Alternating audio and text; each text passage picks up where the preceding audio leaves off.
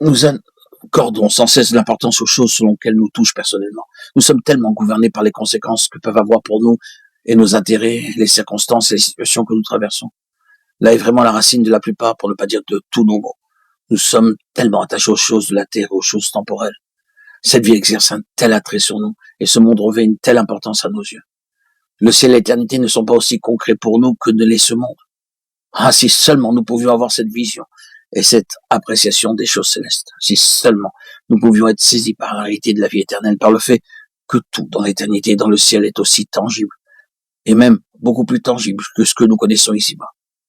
Ainsi, les choses spirituelles seraient plus réelles que les choses temporelles. Même à l'heure actuelle. Ah, si seulement nous pouvions en être saisis.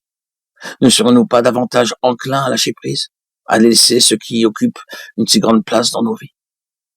Ne devrions-nous pas être beaucoup plus prompts à lâcher du mot? Tout compte fait, il s'agit d'une relation de cœur avec le Seigneur, et c'est dans ce but que Dieu travaille en permanence afin de nous y amener. Chaque conflit, chaque combat que nous connaissons tourne essentiellement autour d'une question. Encore faut-il le reconnaître. Dans tout cela, c'est notre amour pour le Seigneur qui est déterminant. La question est de savoir si nous allons continuer avec lui. Tout se résume à cela. Nous avons dit que ce point n'est pas nouveau dans le livre de l'Apocalypse. D'autres passages de l'Écriture nous rappellent surtout les épîtres de Paul à la fin. L'important est d'entrer pleinement dans ces conseils, ces desseins éternels de Dieu qui nous sont révélés dans les lettres de Paul.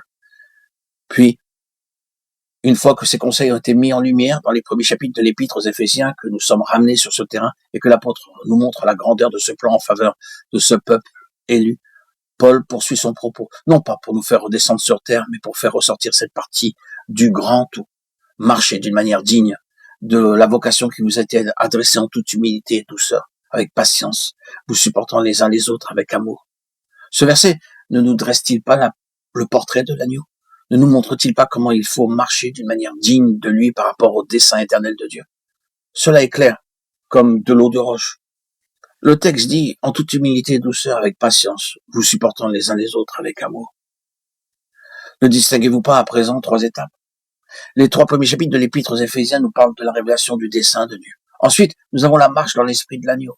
Et comment cette épître se termine-t-elle?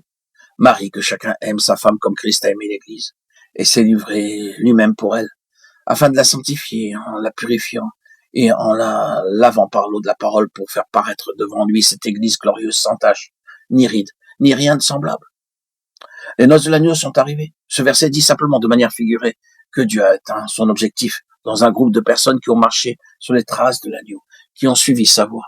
Et maintenant, ils sont présentés à l'agneau comme son épouse. Les noces de l'agneau sont arrivées. Puis-je vous rappeler, frères et sœurs, que ceci explique toute la peine que Dieu se donne. Il peut paraître effrayant de penser que plus nous aimerons le Seigneur, plus il nous conduira en eau profonde, et plus nous désirons être entiers pour Dieu, plus il exigera que nous le soyons. C'est ainsi. C'est un fait.